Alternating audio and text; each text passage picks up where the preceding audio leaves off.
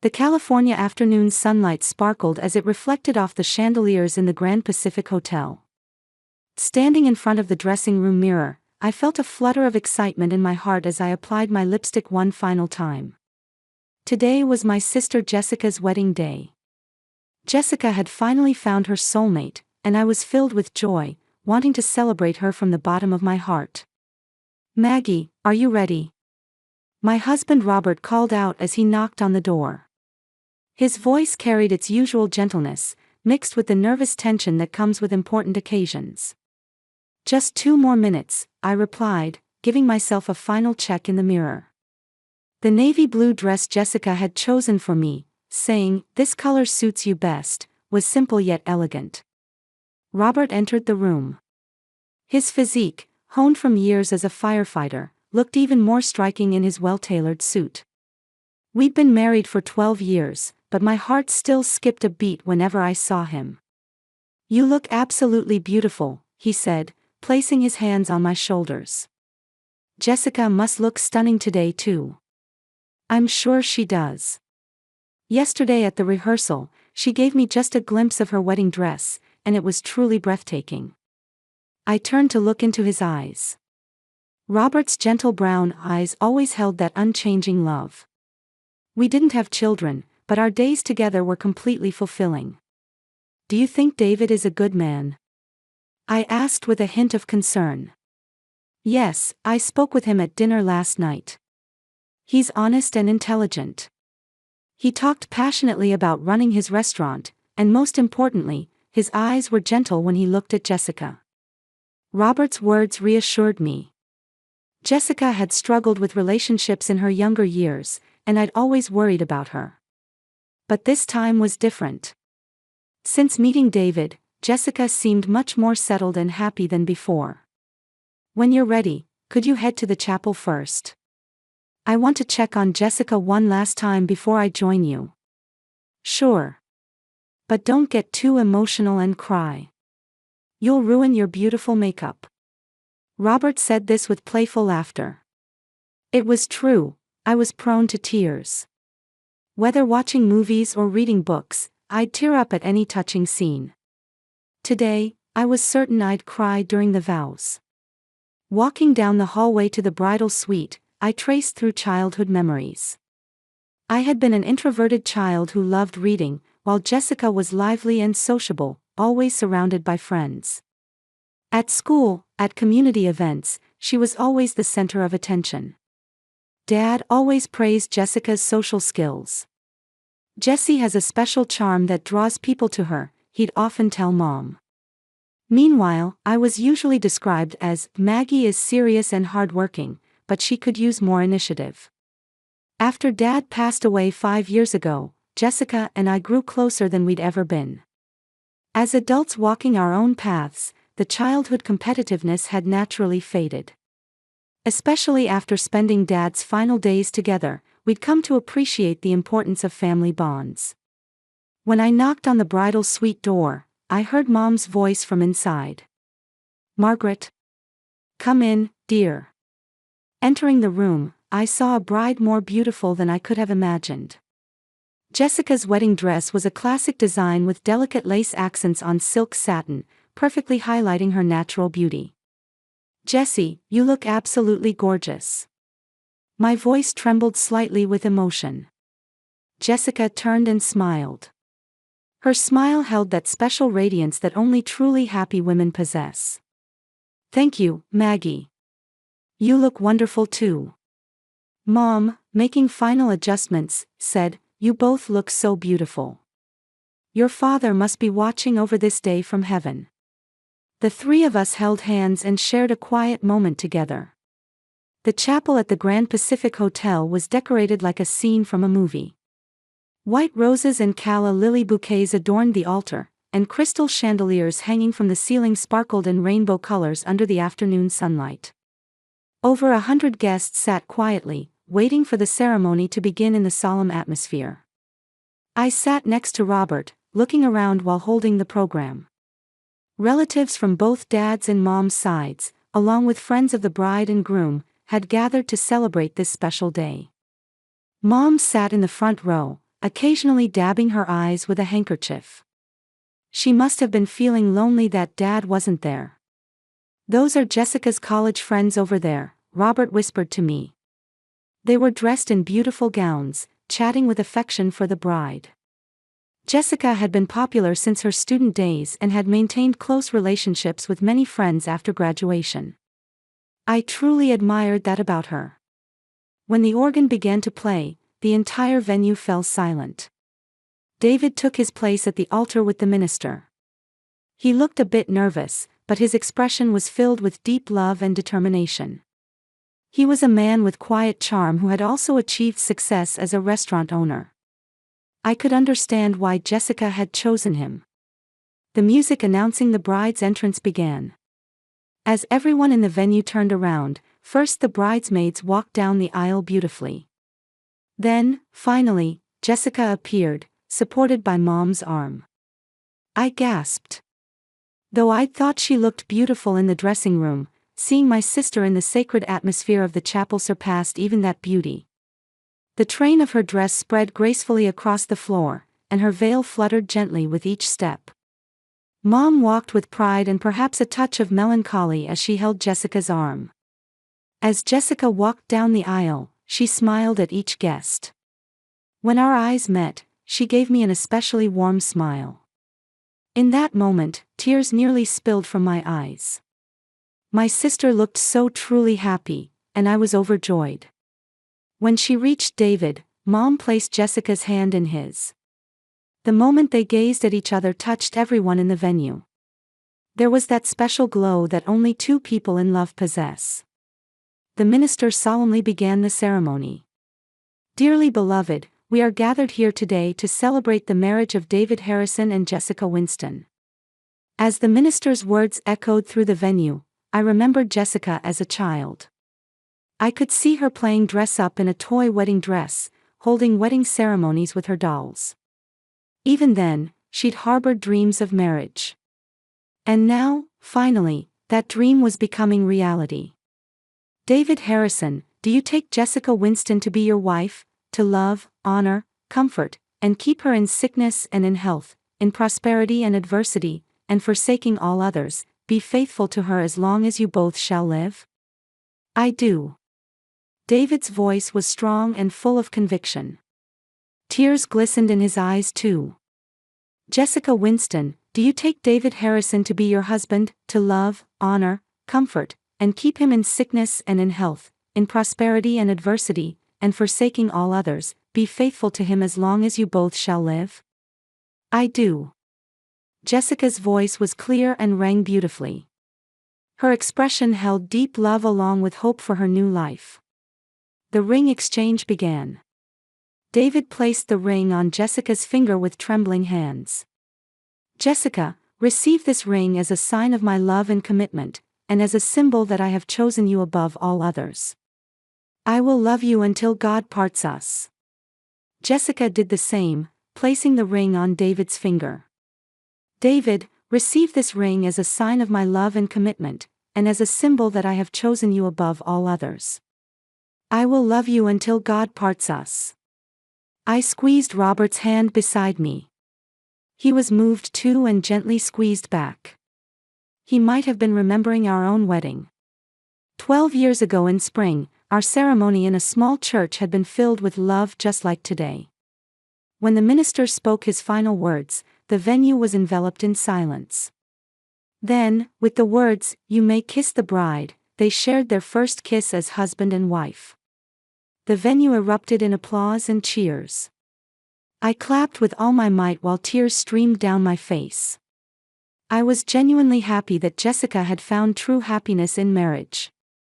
As the newlyweds made their exit, the guests stood and gave them congratulatory applause.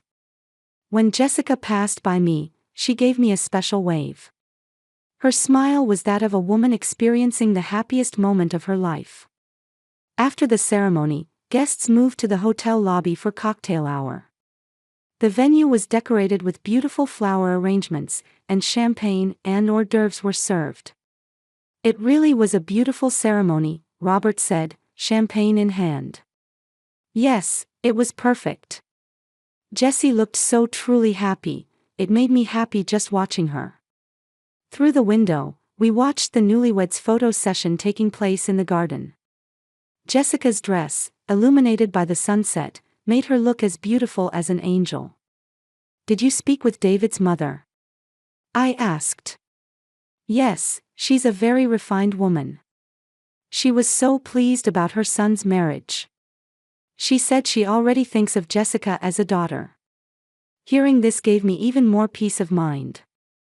Marriage isn't just between two people, it's a joining of families. When both families can accept each other and interact with love, the couple's married life will surely be richer. Mom came over to us. Her eyes were still moist with tears. "Margaret, Robert, thank you so much for today. Your father must be pleased too." "It really was a beautiful ceremony," I said, taking Mom's hand. "Jessica looked so happy, and that's what matters most. David is a wonderful man too, I'm sure they'll build a good home together," Robert added kindly.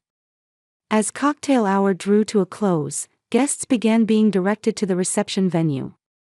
The grand ballroom was decorated even more lavishly than the chapel.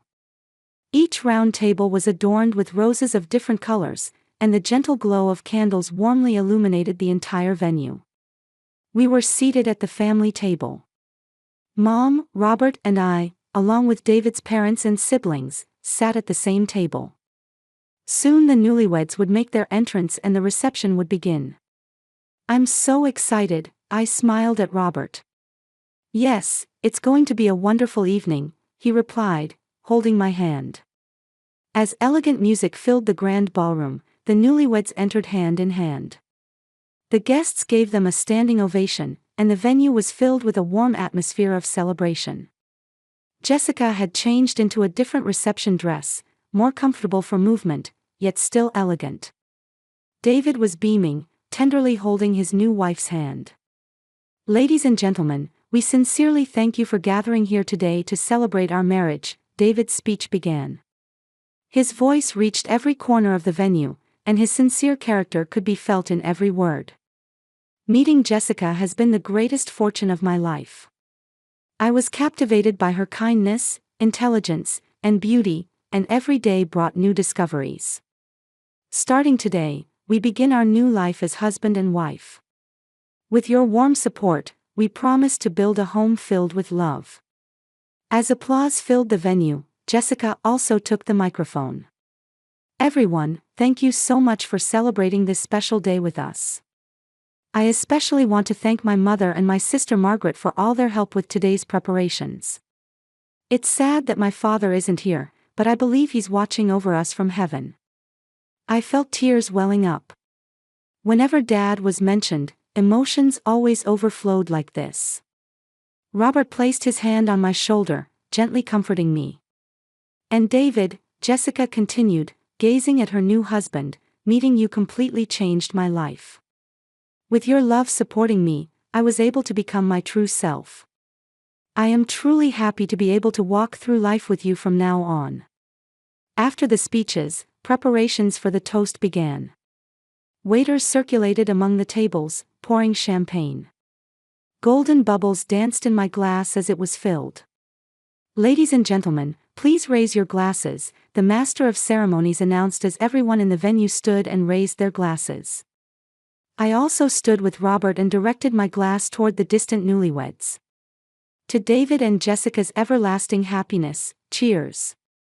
Cheers. A great cheer rose from the entire venue, and the beautiful sound of clinking glasses could be heard. I sipped my champagne while praying sincerely for my sister's happiness.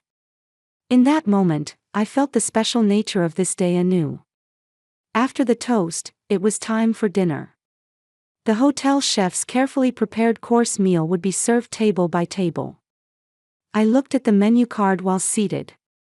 From appetizers through soup, fish, meat, and dessert, a luxurious spread was described. "What a wonderful menu," I said to Mom beside me. Yes, Jessica and David went through many tastings to choose this. The beef Wellington main course is especially David's favorite. I wonder if it's a popular menu at his restaurant too. It seems so. We should go eat there sometime. While enjoying conversation with Mom, the waiter brought the appetizer. Beautifully plated smoked salmon canapés and colorful vegetable tranche were placed before me.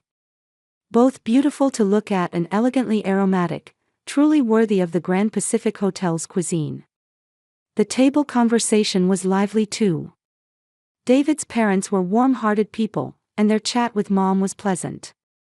David's brother also had a cheerful personality and entertained us with interesting stories from the restaurant industry.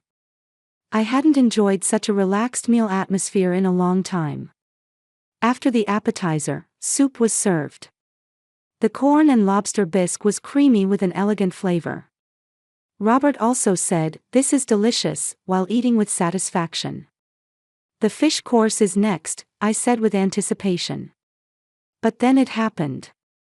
Robert, who had been watching the waiters bring the fish course from the kitchen, suddenly changed expression.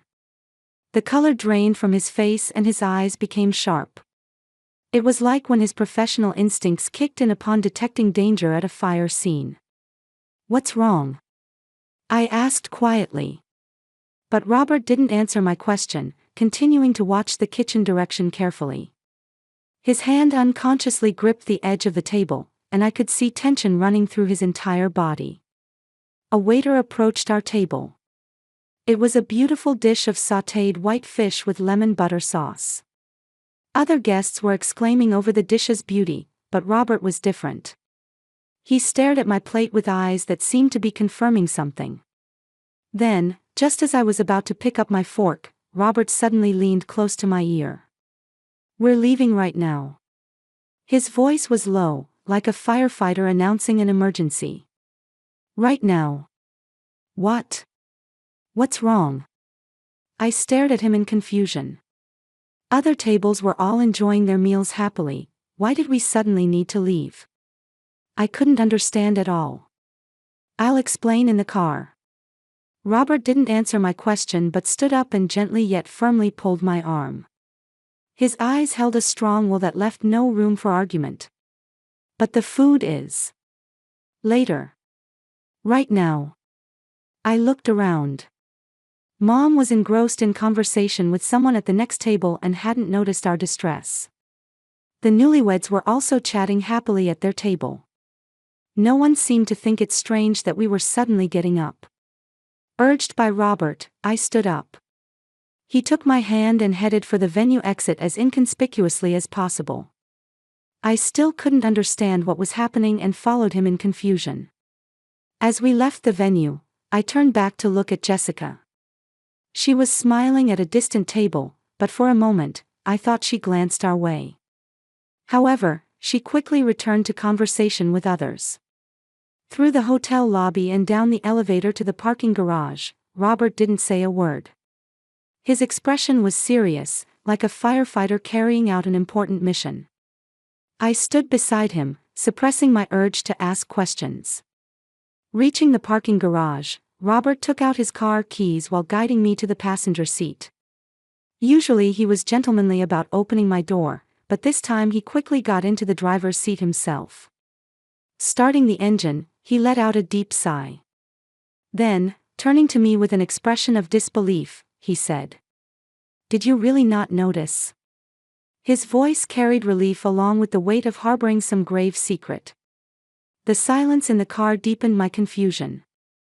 "Notice what?" "Robert, what on earth happened?" But instead of answering, he put the car in drive. As the hotel's lights receded behind us, I began to feel an ominous premonition deep in my heart. What should have been a joyful wedding was somehow ending this way. Robert's profile still seemed to be trying to sort something out. I could only wait quietly until he was ready to speak. Inside the car, only the engine's sound and our breathing echoed. After driving for a few minutes from the hotel, the car stopped on the shoulder in a quiet residential area. Robert turned off the engine and remained silent for a while, staring at his hands gripping the steering wheel. Streetlight illuminated the car interior, casting complex shadows across his face. "Robert, please tell me. What happened? My voice trembled with anxiety. I'd never seen my husband like this before. Usually he would explain anything calmly and gently, but tonight was different. He took a deep breath and slowly turned toward me. Maggie, you must be wondering why I rushed you out before you could eat tonight. Of course. You suddenly said, "We're leaving right now," without explaining why. Do you remember your peanut allergy? The sudden question caught me off guard. Of course I remember. But what does that have to do with tonight? I told the hotel about my allergy in advance, and Jessie said she'd be careful about it too. Robert looked pained. That wasn't the case. What do you mean? What I saw was. He began speaking carefully, choosing his words. Before the kitchen staff brought the food to the tables, Jessica was talking with the chef. At first I thought it was just normal conversation. But watching closely, she was pointing to a specific plate. My heart began racing. A specific plate. Your plate, Maggie. Jessica confirmed your seat number and gave the chef some kind of instruction. Then the chef took out a small bottle. A small bottle. It was peanut oil. Robert's voice was shaking. As a firefighter, I've seen many food allergy emergencies. That bottle's shape, the label's color, there's no mistake. She was instructing him to add peanut oil to your food. I was speechless. I tried to process the information in my head, but I couldn't accept it as reality. That's impossible. Jessie would never try to harm me. It must be some misunderstanding. Maybe it was some special seasoning or something. Maggie. Robert took my hand. We know how severe your peanut allergy is. Do you remember when you were rushed to the hospital? A few years ago, when you accidentally ate food cooked with peanut oil at a restaurant? I remembered. I nearly died that time. Difficulty breathing, hives all over my body, plummeting blood pressure. I almost lost consciousness before reaching the hospital. The doctor said, if we'd been any later, it could have been life-threatening. But why? Why would Jessie do such a thing to me? Robert pulled some papers from the dashboard. Actually, there's been something bothering me lately. Do you remember when I talked with Jessica last month about your father's will? Yes, I thought it was just notification that the legal procedures were complete. At that time, something she said stuck with me. She asked, what would happen to the inheritance if something happened to Maggie? I gasped. That means your father's will indeed lists you as the primary beneficiary. 70% of the total assets go to you, 30% to Jessica. Robert continued his explanation.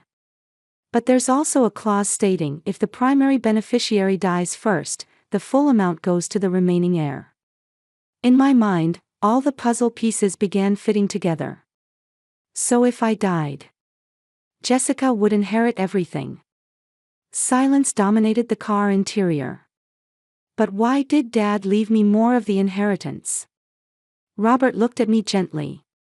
Because you devotedly cared for your father during his final 10 years.